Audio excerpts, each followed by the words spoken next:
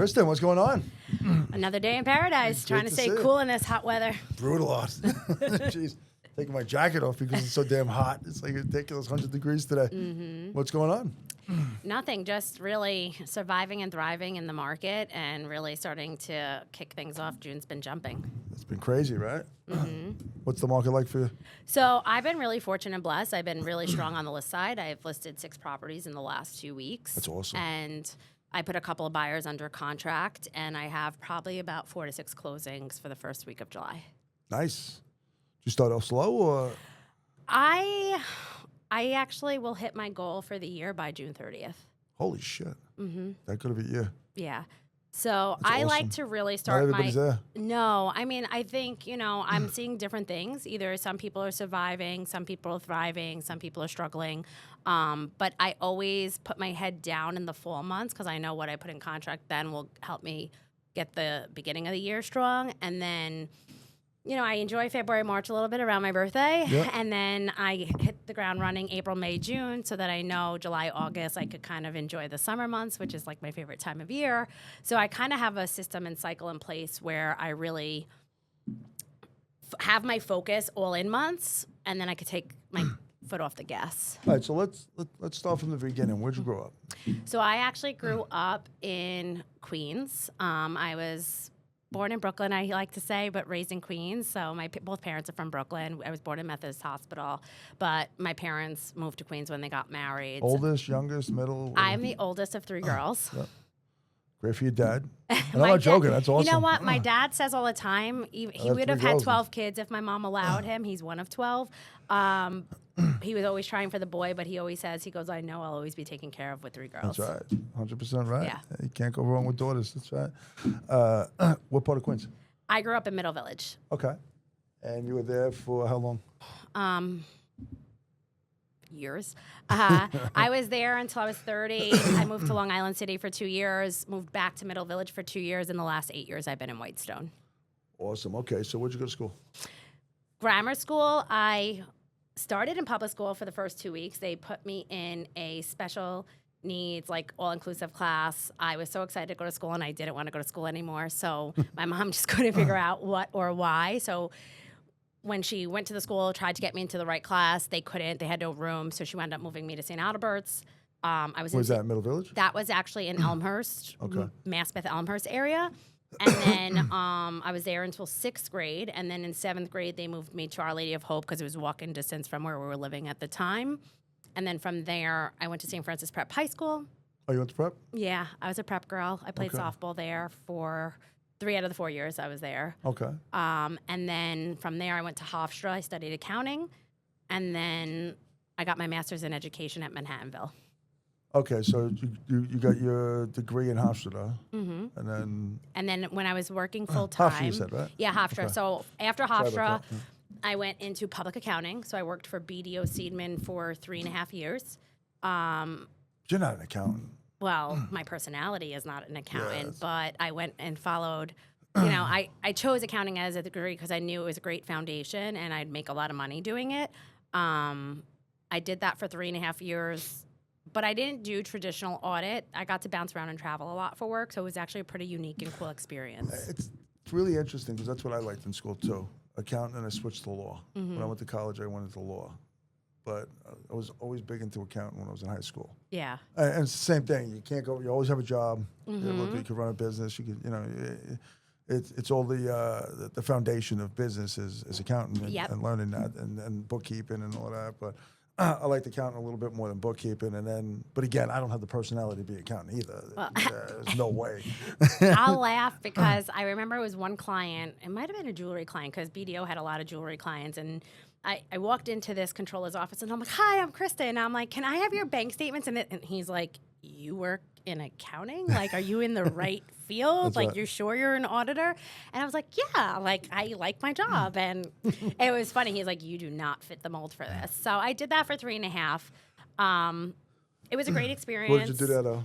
I did IT audit, real estate tax audit. I did financial audit. I worked on a lot of jewelry clients, so I got to get a lot of different exposure. So you mean auditing? You're just looking at books all day.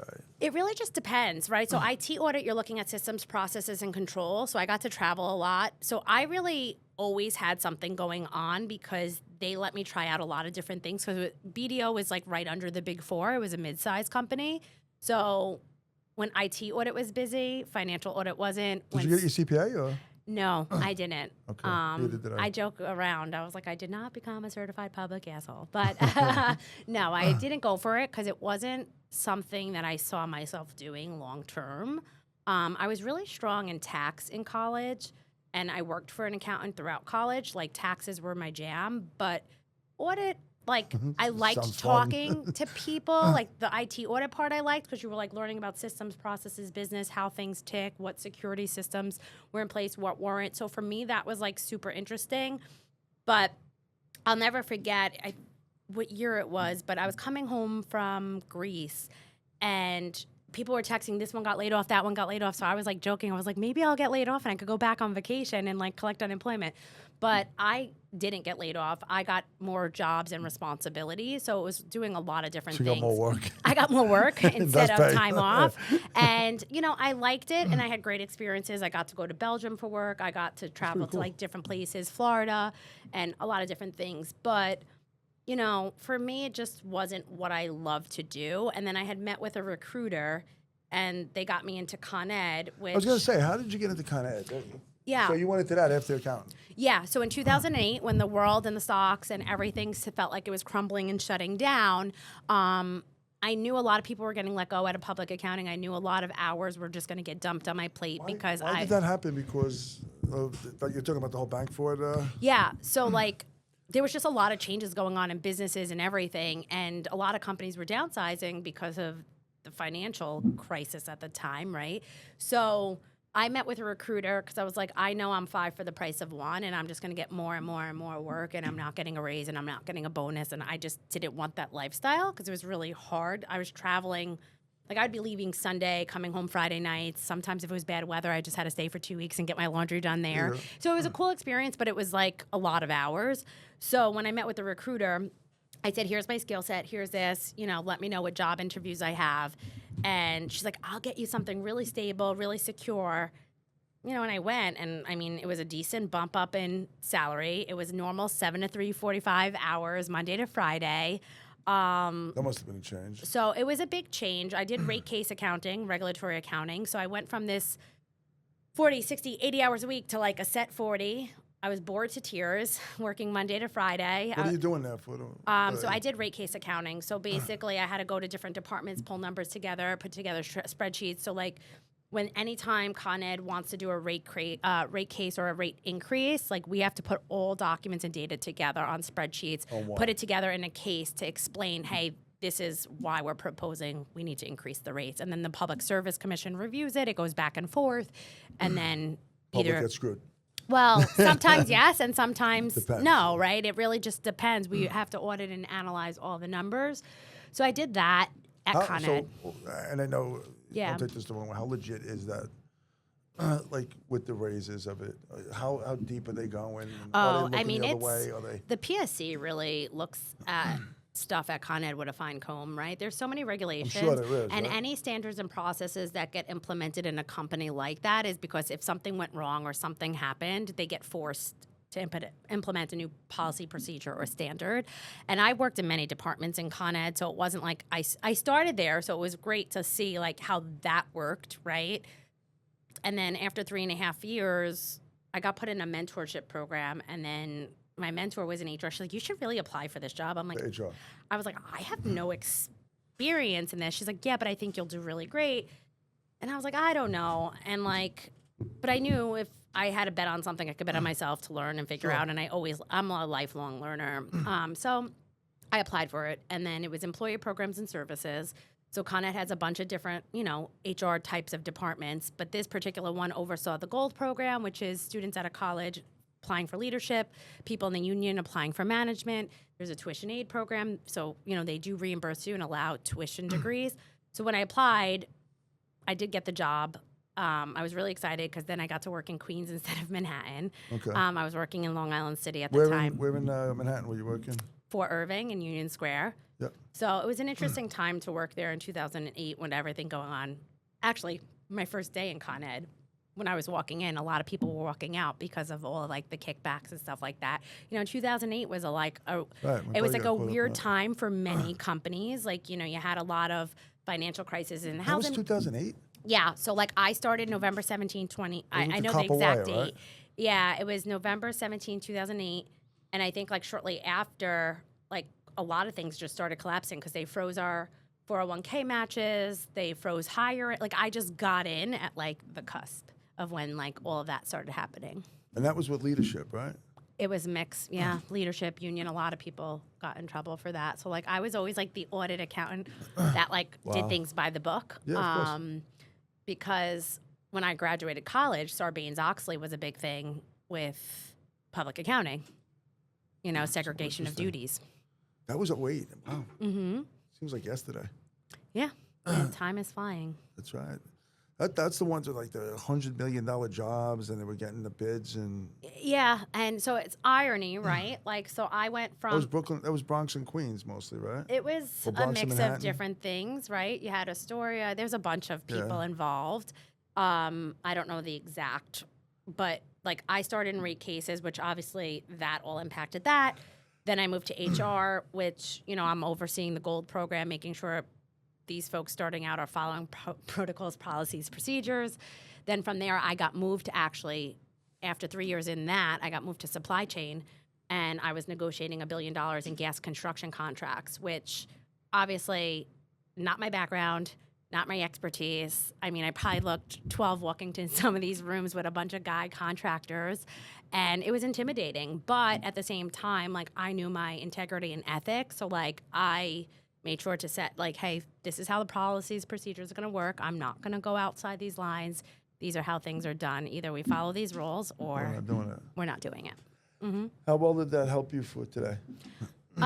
So my 3 jobs transferred seamlessly into real estate because I have to deal with numbers, people, and negotiating. And what I deal with on the day-to-day is numbers, people, and negotiating.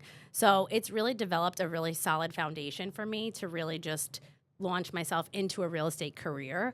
There's days that are easier than others, but going into roles that I had no experience in and I had to learn, it's like real estate, right? Every day we're learning. Every day something changes. No 2 deals are the same. No 2 deals are alike. So how long did you stay with Con Ed? I was there 9.5 years. Okay.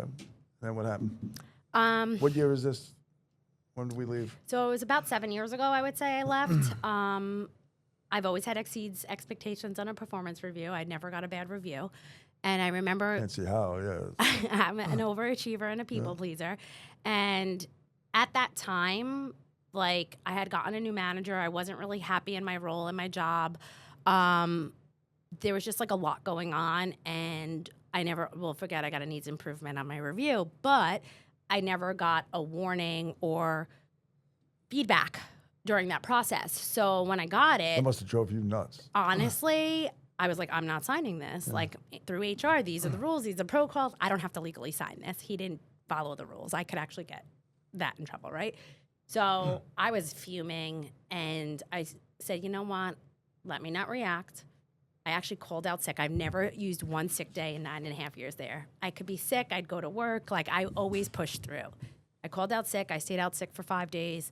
I stayed home, and I really just thought this through. When I was, at the time, doing real estate part-time. I was working at Exit at the time, and I did, like, a couple of deals. No, my first year I did 1 deal. My second year I was, like, at 8 deals, like, $80,000 in income, right? Okay. So when I'm sitting home, I'm like, if I did this part-time, what would my life look like full-time? Is this like a way of like rejection is redirection? Like maybe the universe is pushing me to do something different. And at the time I wasn't as spiritual as I am now, but like I walked into work the next day. I went up to my manager. I was like, hi, can I speak to you? And he was like, no, I got a meeting. I'm like, this is taking 5 minutes. I'm putting my notice in right now. I'm going to give you a summary of everything I'm working on. I'm exhausting my vacation time, and my last day is Wednesday. He looked at me. I said, I've never done this in my life. I've always had something lined up. I don't know what I'm doing, but I need to get out of here. This is not healthy for me. Wow.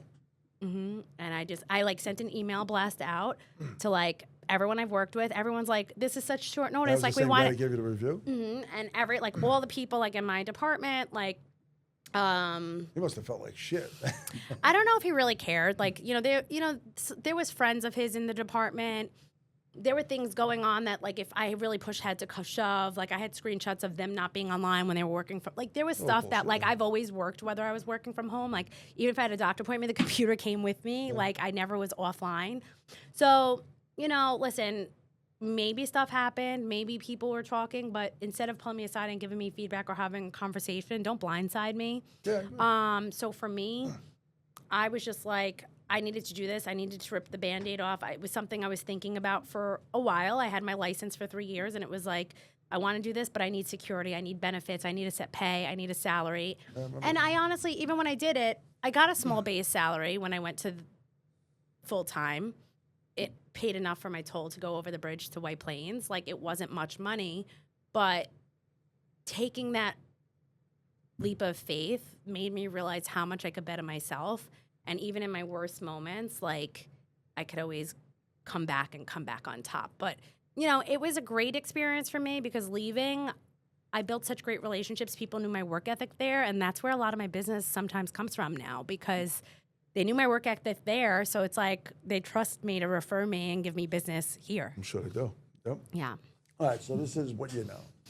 So 7 years ago, where I guess it was 14, 15? like- No, later, like- 17. It was probably like 2017, 2018. It was April, I think, 2017 or 2018. When did we meet? December of 5 years ago. I still remember So that 20. meeting. It was December of 2019 we met because Oh, wow. I was with Exit years for ago. 3 years. I left. I went to New York Space Finders for like a few months. It wasn't a fit. I missed the bigger office, bigger culture. And then we met in the fall of 2019. And I think I made the move over to Keller in December of 2019, right before COVID happened. Okay. Yeah. Because we came to the Christmas party, and then the world shut down a couple That's months right. later after Bold. That's right. After the, yeah. Yeah, our last Bold class was a Blame Rebecca for COVID that. spreader. Chinese food she ordered, remember that? Yeah, different times for sure. God, that was great. Yeah. Where was that again? That was in like East Meadow or something like that, right? Yeah, it was in one of those like American Legions of East Meadow. It was like the small room. We're all like writing notes on each other's back, saying I'm bold. But you know, That was great. I mean, it's a different class, but it was a class that really got me back into momentum in my business after we it was like stagnant for a little bit. Sure. So, okay, so now take me through it. You end up coming to Keller, and what gets you going? Like, what? Because again, it was all you. You kicked ass from the start. When your sister were rocking. Yeah. So at the time, you know, me and my sister were together. We, you know, when we came over and the world shut down, we kind of were like, all right, now what are we going to do? Where are we going to do it? How are we going to do it? Right. And I remember you calling us or calling me at the time because we had just started in Woodbury, and you were like, you need to get out in the community. You need to help people. You need to do things. And I'm like, and stuff like that is like, I'm such a people pleaser. So I'm like sitting at my table like, how am I going to do this? And what am I going to do? And then, you know, at the time I was cleaning out my attic and doing things. And I'm like, oh my God, I have an Easter bunny costume. I'm like, oh my God, Easter's coming.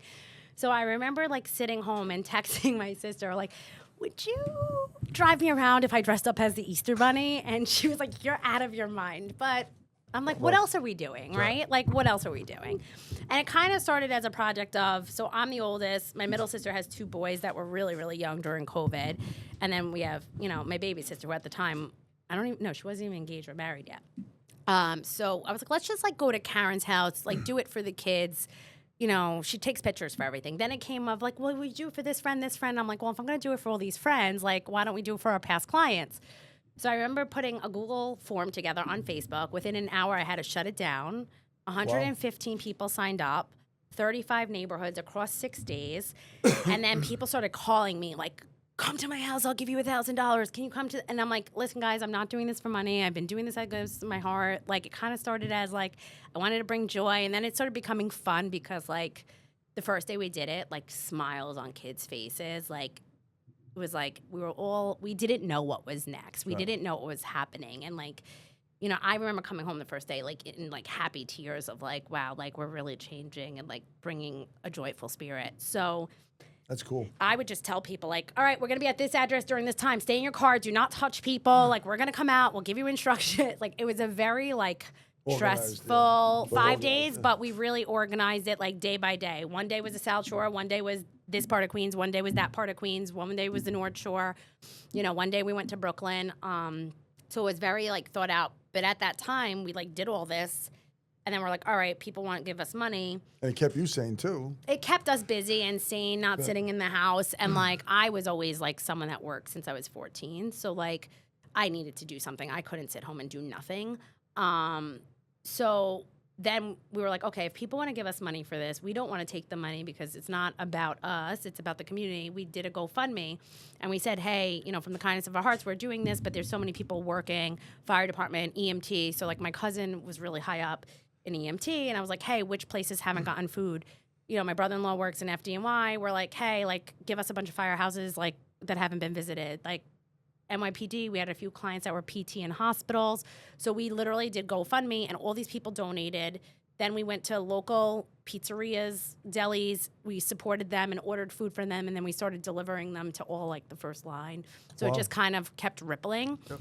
But we really didn't have a plan with this, or we didn't have a coach. And I think it was like someone in the office was like, you guys really need a coach. And I'm like, yeah, but we're not making money. So like, how can I spend that money on a coach, you know, at the time? And then we did hire a coach. It was probably April or May of that year, where it was $1,000 a month, and we didn't even know where the money was coming from because we had no deals pending. And the first question out of our coach's mouth was, "Who was your coach?" Ashley Miller. Yep. And then she said, what did she say? She's like, so guys, this was a great idea, but how are you going to get a return on this investment? And we're like, we did this for like fun. Like, how are we going to track it? So we're like, all right, we'll like put it on a spreadsheet. I guess we'll start tracking things. And that's when we like really started looking at our business like a business versus winging it and shooting from the hip. How well did it change after that? That really created a huge momentum in our business. You know, people were resharing our stories. People were posting videos of us, like saying we saved Easter. I think I remember that. The first year, like in so 2020, cool. I think we got 9 deals from it. 9 deals from that. In 2020. And then like, I mean, it just keeps paying it forward year over year after. Like, not everyone was going to use us, and that's okay. That's fine. But, I mean, we're still getting fallout from it one way or another. Yeah. And you had, again, it was fun. It was fun. It changed your lives, and it got you in a direction where you're now right. If I had to do it again, I would do that before I would do another open house again. I would do that too. Yeah, it was fun for me. Bounce around. Yeah. And I love kids. Like, I used to joke, like, I love kids and people more than I love houses. So for me, like, that was, like, part of the job that, like, you could give me and I'll just attract and, like, find creative ways of just being in community. That's awesome. Yeah. So then what happens after that? So we're still in 2020, right? 2020, and then 2021. I mean, that really just built up momentum. Really, it was just 2020 was still like a weird year because like we were allowed to show houses, we weren't allowed to show houses. You had to come up with like different ways, and then once July, August hit, it was just like nonstop from July, August of 2020. I think probably to like early 2022. When did they open up the floodgates where you're allowed to start showing again? I want to say it was June of 2020 or July. Because I remember, like, we made, like, a joke. It was, like, opening season, like, baseball season. Was it? Like, Yeah. I think it was, like, kind of, like... When did we come out of COVID? 21? I mean, I think between 2021 and 2022, there was, like, hot and cold, right? Like, it depends. It started 20, right? It started in March of 2020. I think it went through 2021. Like, things progressively opened. I think normal didn't go until like really 2023, like going back to normal. I think 2021, 2022, you had peaks and valleys. I remember going on a train and looking how empty the freaking train was. Yeah. And I remember looking at my phone, just saying, okay, when's it gonna, because they were tracking the shots. Yeah. And I was like, okay, when's everybody gonna get their shots so we can go back to normal and open up and all of that? Yeah. And that also creates a lot of controversy too, you know. So it's like because then like, what did that do? You know, it caused more people to get it. And it was just insane that whole what we lived through. But again, it's going to be in a textbook one day. That's right, it is. Yeah. But again, we lived through it. We got through it. The market was insane. I mean, I have to say, the way I'm busy right now feels like almost the way I was. I was going to ask you that. I was going to say this June has reminded me so much of like my burnout. Almost in not even my burnout, but like leading to that burnout of 2021, just where everything's just been nonstop and jumping. Like every time I'm like, all right, I'm going to get a breath of fresh air. And it's like, boom, here's 2 more clients for you, which I'm really grateful, right? Because I get a lot of. It takes a toll. It does take a toll. This job is not for the faint of heart. And I like tell that to family, friends, coaching clients. Like, people don't realize unless they're in a room with me and they see how much I'm on the phone and going back and forth on deals. But, 2021 was probably like the peak of every realtor, right? If the agents were new, everyone survived and thrived in 2021 because everyone rode that high of like everyone wanted out of the city and into the burbs, right? So Queens to Long Island were flooded, where Manhattan probably was a little bit slower. I think we did like 63 deals that year, 39 63. or 40 million in volume. And then, 2022 was a different year, right? There was a lot of different changes in that year. So like me and my sister decided to like part ways. She got married. I kind of started, was like, hey, I want to start coaching. I want to start traveling. I want to start doing other things. It wasn't easy, but I think what doesn't kill you also makes you stronger. And like every time something closes, a new door opens. So in that moment, back then you were going 100 miles an hour. There was no stopping me. And there was no stopping you. And she was getting married, so she was looking at There was just like, I was like, okay, like I'm almost 40. I'm saving money. I may want to freeze my eggs. I don't know if I want kids right now, but I want to like protect my future. But I also wanted to put as much money away as I can because like I went to school for business, right? So economics 101, what goes up comes down and what goes down comes up. Sure. So it's like, okay, I switched jobs in 2008 when the world collapsed, the real estate market collapsed. I got into real estate, 8-9 years ago. So it was still like at a decent time, but like not as high as it was. And like COVID, it just kept going up and up and up. You would have thought during COVID it would have crashed, right? Because a lot of people were thinking it was going to crash, the market was going to crash, and it did the complete opposite. So it's like something that's been riding a high for so long, probably since 2012, 2013, right? Because it took a few years after 08 to like stabilize. What goes up has to come down. So to me was like, I have that mentality, let me take what I could get. I'll stock it away and I'll get time off later. Sometimes it's a blessing. Sometimes it's a curse. Where was most of your business coming from? Majority of my business comes from my sphere of influence, my network, referral partners throughout the United States, internationally. I get a lot of business from vendors. Okay. And relationships I've built with them. Because they know, like, if they're going to give it to me, it's going to get done, it's going to get closed, and it's going to get done quick. And then where silly question, where did you get that drive? And then me and Ashley were talking earlier, and it was like, talent and heart. Which one would you say you have? Because you got both, obviously. I got both. I think for me, I grew up with my dad telling the story of him being one of 12 kids. So the first one up was the best one dressed and the best one fed. So my dad had a business from day one I can remember. He had a car business, and I used to go to the shop with him. I used to like wash the cars with him. So I think like I always watched him growing up. And they say like, it's interesting, every kid takes on a different role in the family. And I'm the oldest, I'm one of 3 girls. I probably took more of the drive and the masculine energy than, both my sisters, like, we're all different. My mom work or no? So, yeah, my mom actually, when she got married to my dad, was the secretary of the Secret Service. Oh, wow. Yeah. I never knew that. Yeah, Cool. So my mom was the secretary of the Secret Service, and after she had me, she didn't go back to work. She was a stay-at-home mom. Okay. So Where'd she work at? Federal Plaza? Or? She worked downtown, yeah, and, she would always share stories about, like, if she went to the movies, like, people like, oh, how the movie was, because they'd be watching someone in the movie. So, like, her life was always, like, they knocked on all her neighbors' doors just to interview for her to get the job. So, actually, like, funny about that, between my dad being one of 12 kids and her doing that, I actually really wanted to be, like, an FBI agent growing up. Like, my dad and my mom always joke, if you can't figure it out, ask Kristin. Like, she'll figure it out. Yep. I'm very good at researching, collecting data, and putting puzzle pieces together. You are? Yeah. We've been through those conversations. I'm like, this doesn't seem right, so I'm going to break it down how it goes. Yeah. Okay, so why didn't you go in that direction? So,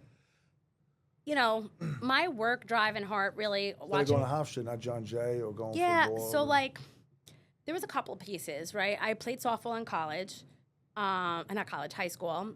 And I really didn't want to play college level. Like, Hofstra was D1, different things. I thought I wanted to go away to college. I wasn't sure. My cousin went away to Fairfield. I applied there. I got waitlisted. Probably a blessing that I didn't go away to college, because I don't know how much college I would have been doing at that time in my life.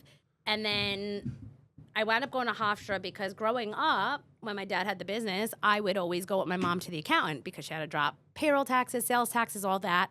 And I remember they always had nice cars. They always had nice things. But between FBI agent and wanting to be a gym teacher, because I love sports, my parents were always like, you like nice things. Like, you're not going to make enough money doing that, right? So I did study accounting at Hofstra, knowing the accounting background. If I ever chose to go the FBI route or go into forensics, that would be a way to get in if I didn't want to be like an actual agent. So that was kind of like, okay, the agents are accountants. Yeah, so I kind of studied that, and they say if that's something I chose to do, I have that base.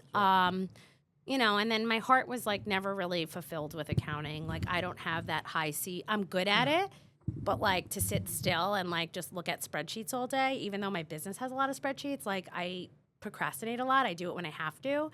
I always wanted to play sports. I always, you know, wanted to teach gym. I always loved kids. So while I was at Con Ed, I went back and got my master's in physical education because I thought I was going to leave Con Ed to be a gym teacher. So interesting. Yeah. Wow. Yeah, it's very, like, I have a lot of degrees. I never knew that. Yeah, so I have my master's in education. I wanted to be a gym teacher. So I figured if I'm not happy doing this, like, could always do that. I could always do that. And then I did my observation hours. My mom worked in public schools part-time after my youngest sister went to school. She did it for benefits because health insurance is not cheap in New York for a family of 5. And then I was in school part-time, driving to Westchester 2 nights a week, getting my master's while working full-time at Con Ed, while taking my class for the real estate because I kind of just wanted to learn real estate, not because I wanted to do it. I hadn't, like, if you would have asked me, like, am I going to be a salesperson? Never in a million years. I thought I'd have been a gym teacher, a personal trainer, maybe selling something. You know, I've always struggled with my weight up and down. And so I always thought, like, that's the route I would go. Like, you know, people sell stuff that they had a problem with or they struggled with, and, like, it's a package in a story. And I don't think you're a salesperson. I'm not. You're really not. I'm not. What you see is what you get. Yeah. You're not salesy. No. Jeannie's not either. Yeah. You know, there's a lot of people in the world that are Yeah. not salespeople. I think I'm salesy. No, you're pretty direct. I mean, I think, you know, I joke and I go into listing appointments. I say, if you're looking for someone to tell you what you want to hear, I'm not your girl. Yeah, that I'm Like, not, yeah, I'm not your girl. I'm not the used car salesman of real estate. You know, my dad, and I got that from my dad. So my dad sold, well. Yeah, what kind of business did Dad do? He's had a couple. So he had a mechanic shop, right? Hit or miss collision in Brooklyn, Williamsburg. That's where he grew up. And Was it called hit or miss collision, right? So, like that name. well, he was gonna call it, you know, 3 Ks, Kristin, Karen, Kaylin, but he couldn't, right? Because the world we live in, like, he didn't, you know, our whole family, we're all Ks, including my parents. Okay. So Couldn't call it that. Yeah. with the mechanic shop, what you realize is you fix an engine, something else goes wrong, it's still your fault because they can't see. So then he switched from mechanic to auto body. If there's a dent, you fix it. They can't tell you didn't fix it, right? Before and after pictures, right? So he got into the auto body. Then he started buying used cars. And back then there was a big market. He'd go to auctions, buy salvage cars, fix them, and then sell them. So my dad always did this, but like my dad always like was a man of his word. So like someone would have an issue with a car, he'd either take it back, he'd fix it. Like he would always do right by people. He would never steal, never lie, never take $1. And like if someone was really not happy, he'd just find a way to make it right. So I've watched that in him growing up because he grew up poor, nothing. And I think, you know, a lot of my hardworking ethics, it was always like, I never want to be in a place where I have to like worry about what I'm going to eat. I never want to be in a place where I can't give to other people or provide opportunities for other people. So I think that's where like a lot of people think I'm nuts, always giving opportunities to agents, giving them pieces of my deal, like providing. And like people like, you don't have to do that. I'm like, but I want to. Because like I know in giving, it'll always come back. So he's had these businesses.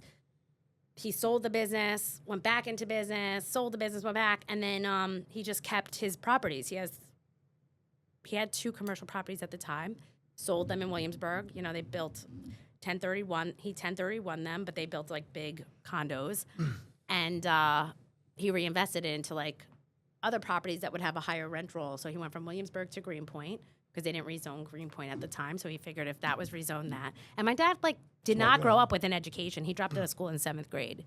So what you see is what you get with him, but he's always found a way to really work hard. And like got the heart. And put hustle and heart into it. And I think he set that example. And I always joke, I'm like, it's hard for me to meet someone because he has big shoes to fill. That's true. Yeah. That's true. Yeah. Yeah, I can see that. That's tough. I have high standards. You should. Yeah. You should. Right? And I hopefully I instill that in my daughter too. That's Yeah. good. Yeah, that's awesome to say that about Yeah. that. So going forward, where do you see the business? Like, I know you got into coaching. Yep. Right? So you want to talk a little bit about that? Like, Yeah. So like, what made you get into that? Is that the school teacher in you, or is that? so I think it's a couple things, right? I think. Which is a great thing, by the way. Yeah, so joining Keller Williams has been great, right? Because they really teach you how to run your business like a business. And I have the business background, but I realize so many agents don't run their business like a business. They're running transaction to transaction. They're as good as their last deal. And I don't want that for people, right? And I have that business acumen. I have the accounting degree. I've worked in business for years. So I figured I could take those skills and kind of help agents not be as good as their last deal. Like, because COVID really was eye-opening, especially when the business shut down. Not everyone could collect unemployment. Not everyone got paid, And I think the other thing is with COVID is this business really got me into my ego at the time because it created this, yes, it created this momentum and this rally, but all I wanted to do was be number one and go faster and go faster and go faster and do more and just keep. It got me to a point that, I didn't even like who I was becoming. And, I was really driven in my ego. And what I found was, my world had to collapse for me to be what does my soul want? Your ego's always going to want to be number one. Your ego's always going to want to make more money. Your ego's always going to want to do something better, bigger than the other person. But what's going to make Kristin happy? So I had to step back. I did a lot of work over the last 2 to 3 years. It was a lot of peeling the layers of what does my soul want? And I said, I'm sick of living a life by default. How do I continue and make a life by design? How do I live a life that's going to make me happy, not somebody else, right? Because I could sit there and sit with you and you could be like, all right, Chris, you could do this with your business. The old me is like, all right, show me how. And now I'm going to tenfold that. But I was burning out. And in this business, it's easy to burn out. It's easy to crash. It's easy to lose yourself. So coaching. So hard to come back, too. It's so hard to come back. And coaching for me has really leveraged that opportunity because I was able to step back a little bit. I was able to say, okay, how do I step back? How do I utilize my teaching degree? I do love teaching people. I love speaking in front of people. I love sharing what I've learned. I'm an open book. I'll tell you all my secrets because at the end of the day, no one's going to do what Kristin does the way I do it, right? So coaching for me was really that. It helped create this space for me to teach, for me to say, hey, I could do some work and not always be here in New York. It opened the door for me last year, losing my friend Adina, which we all know, made me look at life. I can't keep running like this. Mm-hmm. How do I start traveling and doing the things that are on my bucket list? So when I stepped into coaching, I started giving them opportunities from my deals. I was like, hey, if you guys want to make money, I'll teach you how to do it. You could shadow me. You leverage my business. And that created space for me to travel more, create more time for myself while being able to be wherever I want, whenever I want, and still making money. Awesome. Yeah. So you get into the coaching. Yep. And right now, what's that program look like? So right now, where are you going with it? Because so I've had many iterations of it already. So I started coaching agents outside of Keller Williams. And you're like, well, if you're coaching agents outside of Keller, how come you're not coaching our agents? And I said, well, I never really got presented the opportunity. Let's have a conversation, right? And I really love coaching agents that are doing maybe 3, 4, 5, maybe 10 deals a year and getting them to that next level. Because to me, it's I know what it felt like doing 5 to 10 deals, but when you break that and you get to a different level and a momentum where the business is consistent, it's such a different feeling. So I helped an agent outside of Keller, I think, close $70,000 of GCI in 1 month. Then at Keller, I started Manhasset. You bought the office. I came over and I said, all right, I'm willing to take this on. I started recruiting agents into the program, but I'm a tough coach. I'm highly accountable. And if you're not going to put in the work, you're not going to stay in my program. Right. right? So right now, I went from like 25 agents, I'm down to 9, and I'm okay with it. Smaller, intimate group. We have weekly meetings. I have guest speakers once a month. I give everybody accountability partners each week. We have a private Facebook group. They get weekly and daily assignments of different lead gen activities to do. They have a whole portal of documents of sample listing presentations, buyer presentations. I allow them to market and use my listings in their newsletters. Sometimes they get to work with buyers. Sometimes they get to work with tenants. If you show up, you get opportunity. If you don't cry that you're not getting the opportunity. Right. You ever think of getting into MAPS coaching? It's been something that was on my list. I think you and I had a couple of different conversations on it. I know there were certain criteria that I was close to meeting. I think you heard And I'm probably, it's funny. It's like I'm having one of my best years in business with putting the least amount of work in. And, I think I can hit that goal into MAPS coaching, and it's something that I would consider doing. I never say never. Yeah. I always welcome opportunities when they're presented I to think me. you'd be a really good MAPS coach. Yeah. I really do. I think you'd be a phenomenal MAPS coach watching you. So, and then the business wise, what are we looking for 25? What's your goals for 25? So I had set very basic goals this year because I really didn't know, I was kind of in a very transition point of my life. So I was like, I'm going to do 25 deals. I want to make 250 more GCI. And then, whatever else happens. I'm already at 25 closed and pending. I'm over 250 GCI. God bless. That's not including coaching and all the stuff I do on the side. Sure. So I'm only in June, halfway through. we're not even at the end of June. Yeah. And, Right. I'm already at last year's numbers halfway through the year this year. And I've taken probably the most time off, spent the most time with family. Like, the last 2 years I've really worked smarter, not harder. What did that? Was it like was it Adina? Well, like, really? I think a couple things, like, the Unfortunately, separation of business with my sister happened in 2022. The year after that, Adina died in 2023. Life. You had 23? Wow. 2 years. Well, 2 years yeah, or a it year? was 2 years, June 4th. 2 years. Yeah. Jeez. She passed away June 4th, 2 years ago. I remember that day like it was yesterday.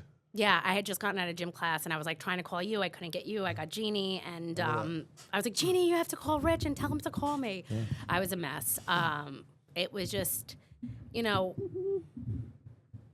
she was just such a beautiful person, but it makes you realize how life could change in a second, right? Like that Thursday. Like you know, she was so excited, right? We texted on Friday, Sunday the plane crashed. She was supposed to be in Manhasset on Thursday. We were all gonna get together.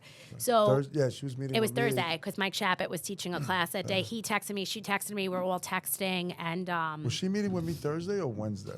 maybe she was meeting with you in the city Wednesday because I know she was bringing her city Tuesday, business back to Keller Williams. She was living in the Hamptons, and I don't mean to bring this up. No, listen, I think it's a lesson and a journey and part of my story that she's really planted so many seeds, but it's also life is so short. So losing her made me realize okay. And her daughter. And her daughter and her nanny. And I'd spend so much time out east with them. I met some of great friends through her. And it just makes you realize I could have been, you never know. You get a call, you go on the plane, your friend asks you to go away, you get in a car. It's right time, right place, wrong time, right? So never know. That whole thing just made me look at and peel more layers of my life. And I was like, what am I doing that I want to do? What am I doing not? What's on my bucket list? What haven't I achieved? So that year that happened, I didn't do much. I think that fall I went to Sedona on a yoga retreat, which was great. But then something in my soul was I want more. So that fall, then I booked Bali for February. That's right. I booked a one-way ticket to Bali. It was on, leaving corporate was a bucket list of mine for years. I was so afraid to do it, and I did it. I said, you know what? Let me just book a one-way ticket to Bali. Whatever happens, happens. I can make money. I could get another job if it doesn't work out. And I went to Singapore, then Bali, and it was the best 30 days of my life. Would I do it again? Yes, but not there. I'd probably go somewhere else. And I am doing it again. I'm going to the Hamptons in August for a month, So, awesome. I think when you lose yourself, it gives you reason to find yourself and create new purpose within yourself. That's awesome. Yeah. It really is awesome. Yeah.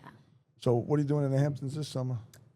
Taking time, relaxing, going to try to learn there is no try. I'm going to take time to learn the real estate market and just really relax and enjoy myself. I worked hard this year, and I think, I deserve to immerse myself and do different things. What you got? A house. I know, what kind? Just like a regular colonial house. Actually, the family lives in Port Washington, not far from my sister and the kids. But, I want to spend time. My younger sister had a baby. My nephews are 8 and 10. So it's like I got enough space for all of us. We could hang. Awesome. They could come when they want, leave when they want. Should have pushed Tommy for one of his houses. Well, for free. Maybe. But listen, I'm also like, I never ask anyone for favors. I'm like a big, everything's figure outable. That's why he's happy you're working with you, not me. Yeah. Listen, he provides me a lot of other opportunities, which I'm very grateful for. Yeah. Great guy. Yeah. So you're going out there August 1st. Coming home September 5th. Yeah, 5 weeks. That's freaking awesome. Yeah. Who knows? You might be opening an office for me out there. Might. We're definitely going It's a new moon. I'll manifest that. You have to. It's going to be attached to the city, though. That's what I've been saying for a while. New York to Montauk. No, that's right. It's definitely... it's a different vibe out there. It's a different feel. It's interesting because even getting and looking at rentals out there, and you know me, I run my business on experience, relationships. I'm like, if this is what I'm dealing with, I could crush it. Yeah. Okay. I could crush it. There's a reason there's 90% of realtors probably doing less than 3 to 5 deals a year in all markets because they don't want to put the drive into it. I don't know why. It's so weird. People get into this industry and they stop. Mm-hmm. We talk about this all the time. I'll tell you what it is. So I kind of had this conversation with coaching last week. And I said, there's a few reasons why people don't do it. It's like fear of failure, analysis paralysis, like they get in their own way, right? Like they just, I got to learn more. And I always tell my coaching clients, knowledge is potential power. It's only powerful if you actually make an action plan and put it into use. Fear of failure, like every no gets you closer to yes. So like, give me all the no's because I know yeses are coming. Right. So I think everyone's in a different place, but I think people's mindsets, and that's like my jam. Like I know how to switch my mindset from a bad day to a good day immediately. And I think people just get so stuck in their heads, they don't know how to get out of their own way. It's interesting. Mm-hmm. You really break it down because they come into this industry and it's like you said, you can't get out of the way. It's a really interesting way of living. People. I mean, like even during COVID, like it was coaching people like that too. It's hard. It's frustrating, and like sometimes what I learned in coaching, and I think this is what I've learned even in life, is you have to ask a lot of empowering questions and let them come up with the answer themselves. So like I joke, one of the questions I'll ask every week is, would you hire or fire yourself? What's your answers to that most of the time? Fire myself. Really? A lot of people will say they fire themselves. That's and scary. I'll say, well, why? Like, I give you guys action items every single week. What's getting in the way of doing it? And, a lot of agents right now are struggling with time blocking, creating the space on their time. So, like, I'm a big book reader, Atomic Habits. So I all suggested read Atomic Habits, take 24 hours a day. From the minute you wake up, write every single thing that you do out.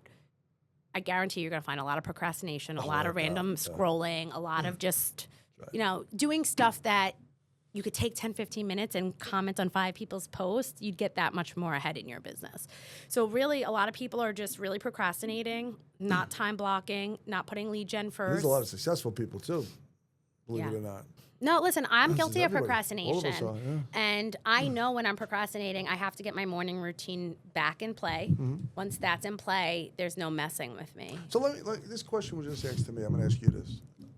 What's your day like? You get up at what time? So today I was up at 3:23 a.m., not on purpose, but my body... I was up at 4:30 this morning. I've been waking up between 3 and 4:30. Instead of going back to sleep, if I feel awake, I get up and out of bed. I put my red light on. I put essential oils on. I light some candles. I close my eyes. I listen to either guided meditation or regular meditation. I close that. I journal. What do I want in the morning or at night? In the morning? What do I want go well today? What does my future look like? And I do it in the morning instead of at night. I do it at night. Because I like to plant seeds of how my day is going to go. I intend my day, and then I also want to visualize and really implant what my future is going to look like. So it's like, how is my house in the Hamptons going to look like? How is it going to feel when I move out there? How is it going to feel when I'm closing $1 million plus in GCI out there a year, right? Like, I like write all these things out, and like, it works for me. Like in March, I have March 2017, I wrote I'd create 2 new jobs for myself, buy a house. I bought my co-op 3 weeks later. I wasn't even looking. It kind of just fell in my lap. I created 2 jobs for myself that year. Same thing. Like, I've been writing for years. Wow.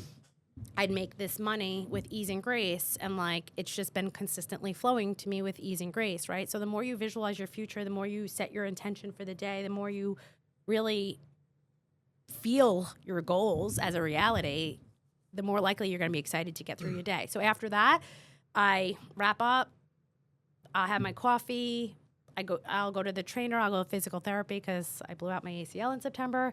So like, you know, I have my set, and then I get into work and into action. I try not to start work until like 8:39 every day. Okay, so 9 o'clock comes, and then what's your day like? Answering emails. So I'll look at my emails. I'll check in. This year I hired a virtual assistant, so that's new to me. So I'll check in with her. Hey, what are my priorities today? What do you need from me today? All right, these are the things I need you to work on today. Then I will make sure my social media posts are up live. I interact on social media. So I don't really do phone calls. I don't do any of that type of lead gen. I've always just done a lot of social media connecting that way. So I'll go on that. I do all my messages. What was it, Monday morning? Oh, my Monday morning mood booster. Yeah. right. I used to dance every Monday morning. I haven't done that in a bit. I did dance I've this done it a while, Sunday. Yeah. Yeah, you did. I saw that. Yeah. It was a rough couple of years for me. So, like, I had to take whatever energy I had left and, like, pour it into me. And, like, sometimes when you do these things in public, people look for it because I did. people would look for it even if they didn't my like day, or yes. comment on it. And then when I stopped doing it, people would text me, see if I was okay.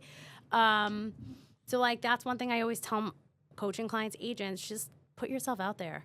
There's always going to be people that are commenting, hating on you, not liking what you're doing, wishing bad or evil on you, right? But if you're true to who you are and you always stand with authenticity, integrity, and be a good human, like, it's just going to keep attracting more and more and more. That's right. So, yeah, so, like, my business is social media. And then I connect with agents, see how they're doing the business, check in with them. And then I take appointments, like whether it's listing appointments, buyer consultations. I look at my database, see, you know, I have a transaction coordinator who I outsource that to do all my TC work now, because after a while it's hard to keep up with everything. And now I'm really working with my coach on systems, processes, and automating things so that, like, I could create some more free space. So in the next year or two to hire a showing assistant or a buyer's agent. Awesome. And then, like, what's your goal for the year, like, on sales this year?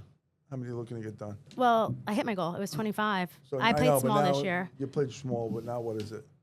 You're going to get 50 now because you got half a year left? Or you? No. What comes, comes. What goes, goes. What flows, flows. Yeah, I'm good. kind of like in my success used to be attached to I have to hit this, I have to hit this, I have to hit this. Success for I me love that. now is, how does Kristin feel? Do I feel good? Okay. Am I able to put money into my SEP account? Okay. Am I able to rent a house in the Hamptons and go on my other vacations? Okay. Am I able to spoil my nieces and nephews? Okay. Like, if way of thinking. all my business buckets are full, anything extra is just sprinkles and the cherry on top. You know, for me, it's, I stopped chasing numbers. I stopped chasing results. I started saying what's important to me and how do I love it. feel. Yeah. I really like that. It really, like, the last year and a half really shifted for me. That's awesome. Yeah. Like, And success for me is being able to, like, hey, not go to work and go to my nephew's Williamsport game, or hey, stopping at Kay's house to see the baby. Like, life is She's different. gorgeous, Oh, she's so cute. Right? Yeah. It's amazing. Yeah. That little. She's cute. Yeah. That's awesome. So, wow. Spent a lot of time here. That's awesome. Thank you so much for this. This is great. It's an inspiration. You really are. What advice would you give to somebody coming into the business today? I would say is find a mentor, someone that you look up to, someone that you will follow, someone that you'll listen to, and really just ask a lot of questions and see what they did to get to where they are, and get a mentor or a coach, because nothing of nothing is nothing. And everyone thinks, well, I could make more money on my own. And the problem is a lot of those people who even interview with me for coaching, 6 months later usually come back and want to come to my coaching program. And by that time, my standards may have changed and they may or not be able to get in. So I always say is get a mentor, get a coach, really just invest in yourself, because like, don't just keep going to classes, like get the right support. If you were to do it over again, would you started real estate earlier or just kept everything the way it is? Every place in my life has brought me to where I am today. This should have, like 2 years ago, you would have asked me this. The shoulda, coulda, wouldas would have been 10 pages long.